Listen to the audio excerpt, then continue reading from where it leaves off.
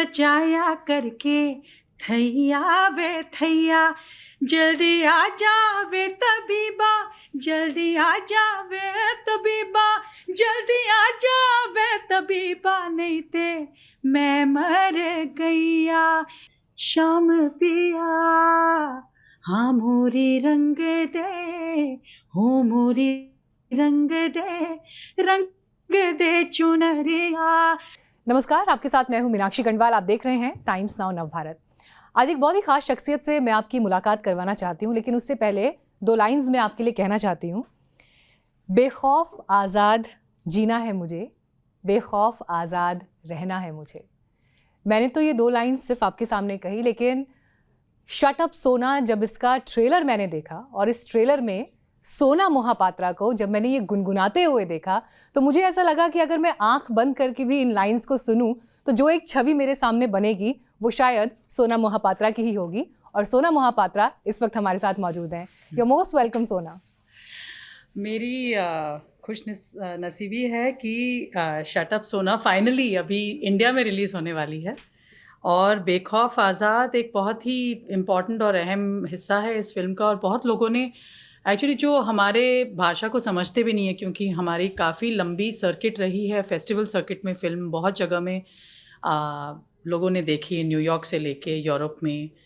लेकिन ये गाना उनको पकड़ जाता है, even if they don't understand, कि उनको लैंग्वेज समझ नहीं है, लेकिन जो वाइब है, बेखौफ आज़ाद है जीना मुझे, बेखौफ आज़ाद है रहना मुझे, बेखौफ आज़ाद है कहना मुझे, बेखौफ आज़ाद है जीना मुझे। ऊपर नीचे किया, बट कहना तो बहुत कुछ है, म्यूज़िक के ज़रिए भी और अपने ज़ुबान के ज़रिए भी, क्योंकि मैं अपने आप को स्टोरी टेलर मानती हूँ। मैं सोचती हूँ स्टेज पे जब जाती हूँ, ताकि मैं लोगों को एंटरटेन भी करती हूँ, गाने भी गाती हूँ, लेकिन हमेशा एक कहानी भी बताती हूँ, व्हाट इज़ जो कॉन्टेक्स्ट सेटिंग होती है। और इस फिल्म में मुझे मौका मिला कि मुझे कोई रोक टोकने वाला था नहीं, क्योंकि फ़िल्म मैंने खुद ही प्रोड्यूस की है और इस टाइप की फ़िल्म ये पहली है हमारे देश में, जो एक म्यूज़िकमेंट्री कह लो या डॉक्यूमेंट। बहुत लोग बोलते हैं कि सोना महापात्रा एक्टिंग कर रही है अपनी फिल्म में, एक्टिंग कतई नहीं कर रही हूँ। ये डॉक्यूमेंट्री है, ऑथेंटिक है, रियल है। और पैंडेमिक में इतनी बात एटलीस्ट अच्छा हो गया है कि अपने कंटेंट स्पेस में लोग बहुत अलग अलग तरीके के फिल्म देख रहे हैं। फीचर फिल्म लेंथ का है, बहुत सारा म्यूज़िक है और बहुत सारा चटपटा मसालेदार मोमेंट्स भी हैं, क्योंकि जितनी जगह थिएटर्स में ये फिल्म चला है अराउंड द वर्ल्ड, मैं भी खुद आश्चर्यजनक थी कि लोग बहुत हंसते हैं इस फिल्म पे। और मुझे लगता है कि मैं स्टैंड अप एक्ट हूँ या क्या हूँ, लोगों को इतनी हंसी क्यों आ रही है, बिकॉज सीरियस पार्ट्स भी हैं फिल्म के और बहुत सारा म्यूज़िक भी है। बट मैं जैसे आपको बता रही थी, ये एक लव लेटर है मेरे देश को, love letter to a country, एक ऐसे देश को जो थोड़ा सा अनकंफर्टेबल भी है मेरे से, थोड़ा सा अनकंफर्टेबल है मेरे बेबाकपन से या मेरे तो आयरॉनिकल टाइटल है शट अप सोना। मैं पहले आपसे ये पूछने वाली थी कि सोना मोहापात्रा को ये ज़रूरत क्यों महसूस होती है कि उन्हें एक फिल्म बनानी है।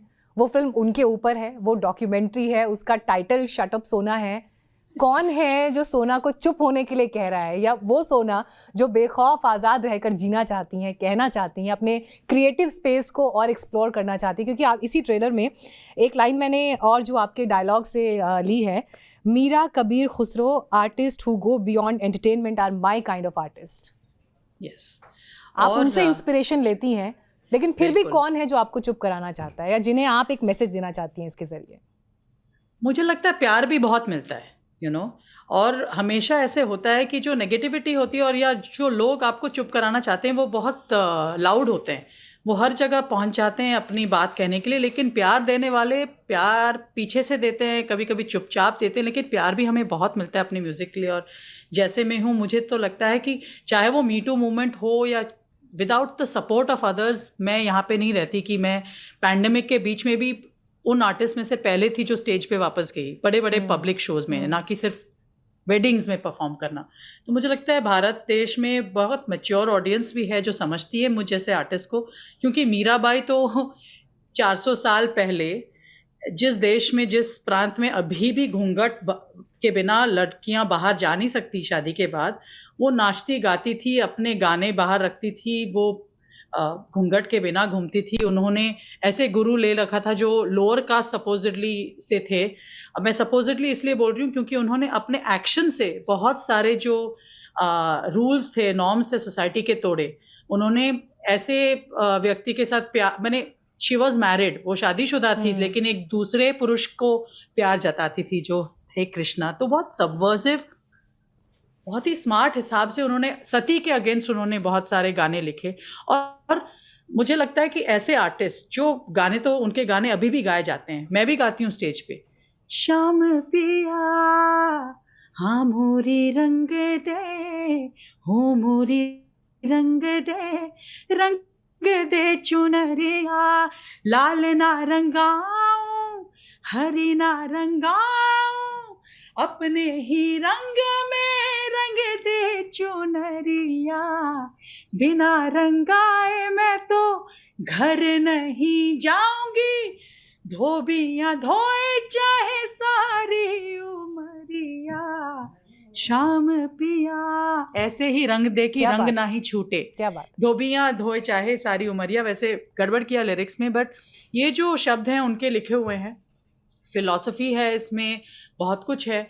और अभी भी जब मैं कॉलेजेस में जाके ऐसे गाने परफॉर्म करती हूँ, जो यूथ है, हमारी युवा है, वो समझते हैं, पकड़ते हैं। तो हमारी जो ऑडियंस है काफ़ी मैच्योर, इवॉल्व्ड कान रखते हैं।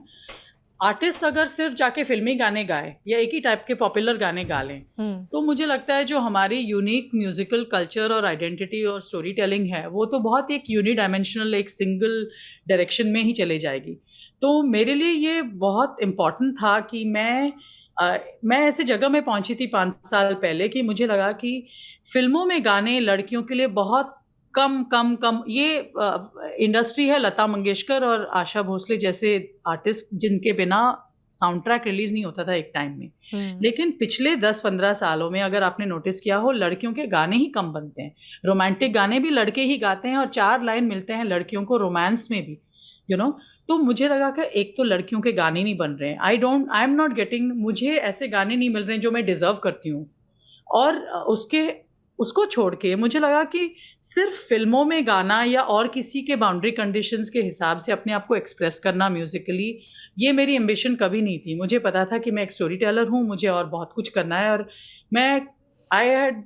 आई डिड नॉट, मैं चाहती नहीं थी मैं कि और किसका वेट करूं कि कोई मुझे चांस दे, ब्रेक दे, प्रोड्यूस करे। तो मुझे लगा मुझे एक कहानी बतानी है।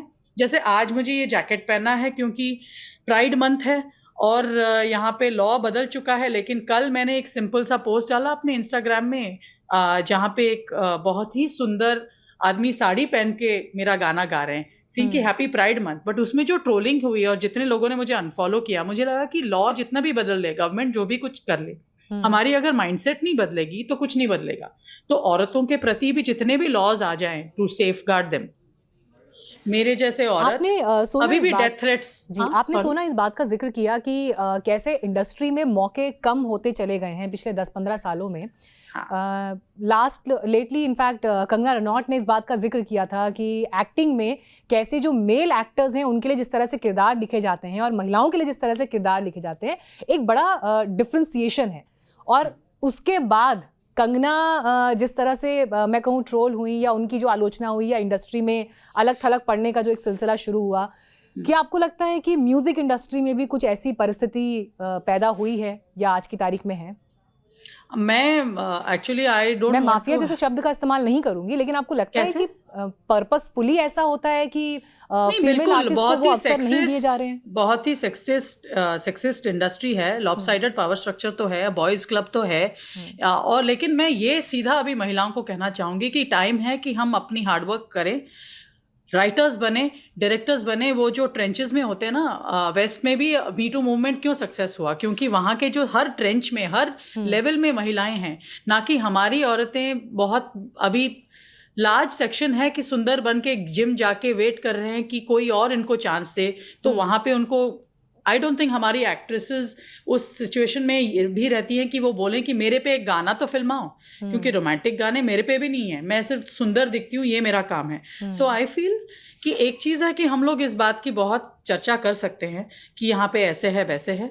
अभी टाइम ये है कि ये नहीं कि दुनिया इतनी ख़राब है कि औरतों को बिल्कुल कोई चांसेस मिलने की वो नहीं है। सिस्टम ऑफ कोर्स उल्टा सीधा है, लेकिन अभी धीरे धीरे की जो महिलाएं हैं या इंडस्ट्री में ऐसी महिलाएं जो अच्छी पोजीशंस पर हैं, जहां पर कम से कम वो कोई फैसला लेने की स्थिति में या कोई दिशा बदलने की स्थिति में हैं, कई बार वो भी सपोर्ट नहीं करती या चूक जाती हैं, चाहे बड़ी एक्ट्रेसेस हों या बड़े प्रोडक्शन हाउसेस से जुड़ी हुई महिलाएं हों या बड़े बैनर से जुड़ी हुई महिलाएं, क्योंकि वो खुद अपनी अपॉर्चुनिटीज इतनी मुश्किलों से उनको मिली है कि वो, जैसे मैंने देखा कि जोया अख्तर ही बहुत ही इंटरेस्टिंग फिल्म मेकर हैं, फीमेल फिल्म मेकर हैं, लेकिन उन्होंने डिवाइन और इन पे फिल्म बनाया, बट कोई औरत पे उन्होंने अभी तक गौहर जान पे फिल्म नहीं बनाया, वो मैं बनाऊंगी। मुझे लगता है कि फीमेल प्रोटैगनिस्ट को लेके फिल्म बनाना एक बहुत ही ब्रेव चीज़ है, जो आई मीन बात करने लायक है। हम बातचीत से ही दुनिया बदलती है, सोच बदलती है। तो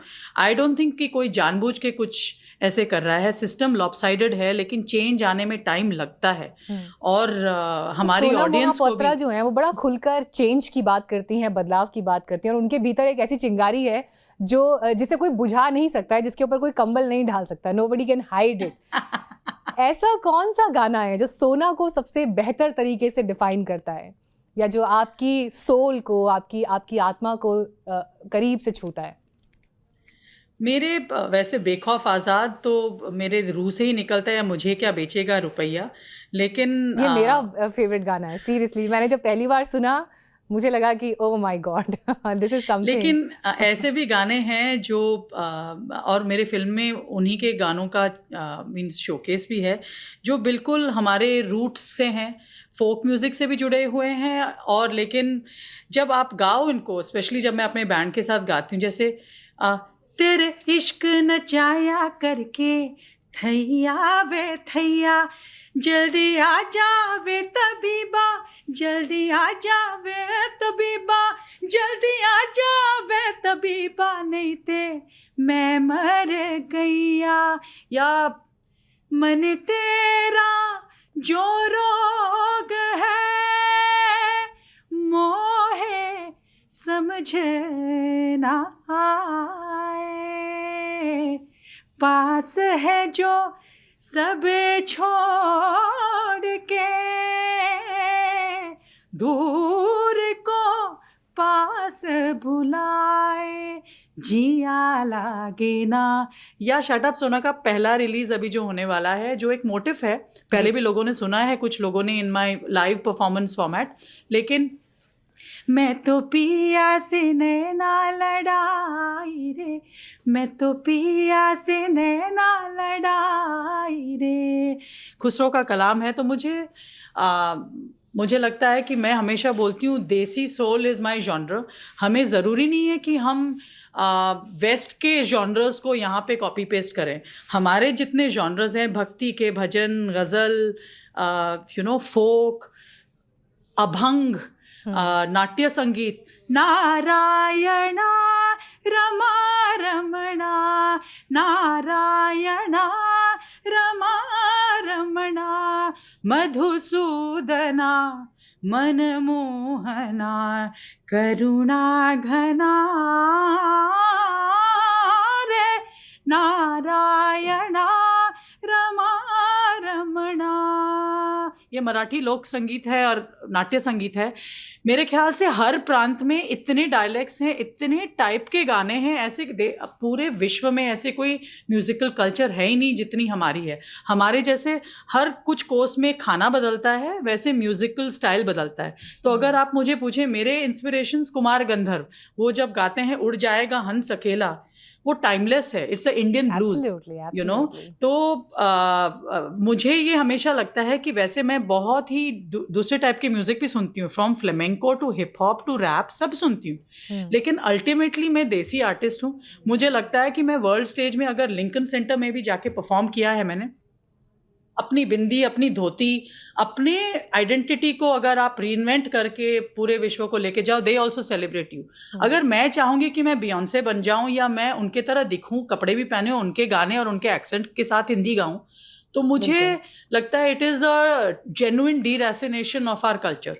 तो फिल्म में मुझे लगता है कि it is a very unadulterated, unfiltered, raw side of me that you will get to see. और मेरी जो म्यूजिक भी है वैसे ही है।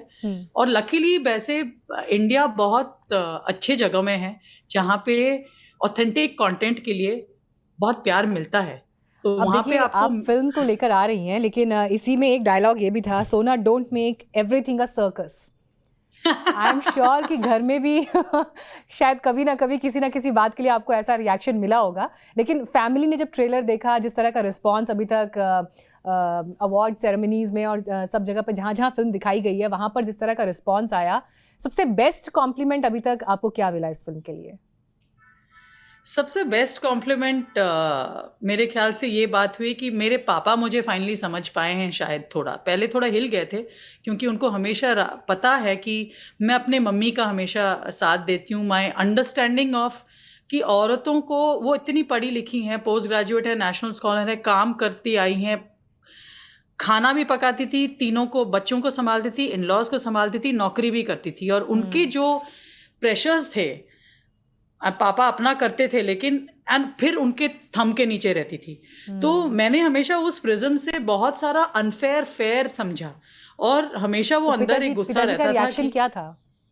तो पहले तो थोड़े, I think he was upset कि ये पूरी दुनिया को बता रही है कि पापा मेरे। मैंने कहा ऐसे है नहीं, यू नो, आपका भी वर्थ मैं समझती हूँ, आपने भी बहुत स्ट्रगल किया है, यू नो, हमारे लिए, लेकिन मम्मी का आप योगदान कम नहीं कर सकते हैं। आपको भी समझना पड़ेगा कि she has shaped up my world view, कि औरतों को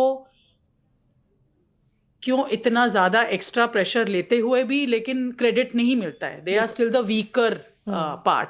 तो that is a starting point of my life. अब जब भारत में फिल्म को रिलीज होना है, इंडिया में अगर मैं बात करूं पॉलिटिकल सर्कल में, सोशल सर्कल में और मुंबई की दुनिया में, आप ऐसे कौन से 3 लोग हैं जो चाहते हैं कि जरूर ये फिल्म देखें?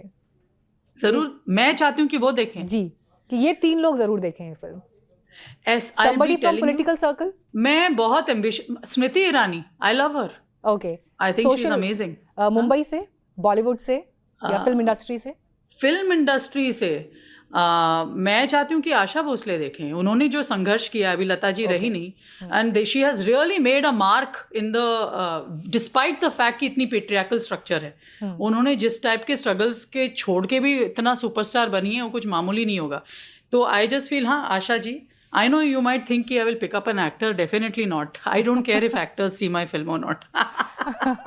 और सोशल सर्कल में कौन देखने की चाहेंगे कि कौन सा एज ग्रुप जरूर देखे? या मैं तो I love the youth of our country. मुझे लगता है उनसे मुझे बहुत प्यार मिलता है। वो समझते हैं मेरे टाइप के औरत को, और उनके बीच में वो जो भेदभाव ना बिटवीन मेन एंड वुमेन, वो बहुत बदल चुका है। तो मैं तो चाहूँगी कि बहुत बार ऐसे होता है, मैं आपको बताना चाहती हूँ कि हम रेवा जैसे जगह जाते हैं, वहाँ पे कॉफ़ी शॉप में, होटल में बैठे रहते हैं, एक वेटर 22 ईयर ओल्ड आके मुझे बोलता है कि मैम आप जो साड़ी पहनते हो ना, बेल्ट के साथ, शर्ट कॉलर वाले के साथ और बूट्स के साथ, मैं अपनी बहन को बोलता हूँ तू भी ऐसे कूल करके साड़ी पहना कर। तो the 22 year old fashion advice दे रहा है अपनी बहन को, और इतने फ्रीली मेरे साथ बात कर रहा है। उसको कोई क्लास हायरार्की नहीं है, कास्ट हायरार्की नहीं, जो इंडिया में रहता है। हम लोग ऐसे हैं कि पेरिस में जाके कोई वेटर हमसे बात करे, फ्लर्ट भी करे, तो हमको बड़ा क्यूट लगता है। इंडिया में ये नहीं हो सकता है, बिकॉज यहाँ पे क्लास सिस्टम बहुत है, वो बदल रहा है। और मुझे लगता है कि आर्टिस्ट लाइक मी, सबसे ज़्यादा मैं चाहती हूँ कि जो इन्फ्लुएंस हो आने वाली पीढ़ी पे हो, कि जो सोशल सिस्टम है, जो हमारी पास्ट बैगेज है, वो हमको पीछे छोड़ के we want to create a fairer, happier world. क्योंकि अगर, और मैं तो हर शो स्टार्ट करती हूँ विद दिस शिव शक्ति का, जो मैं, सब बोलते हैं कि आप कोई अंग्रेजी अंबरसरिया गाओ तो आराम से शो हिट हो जाएगा फ्रॉम द बिगिनिंग। मैं अपनी शुरुआत करती हूँ, गाए जगमंगल गान, शिव पार्वती का मिलन महान, गाए जगमंगल गान, गगन झुका धरती के आगे, सुर नर मुनि के भाग्य हैं जागे।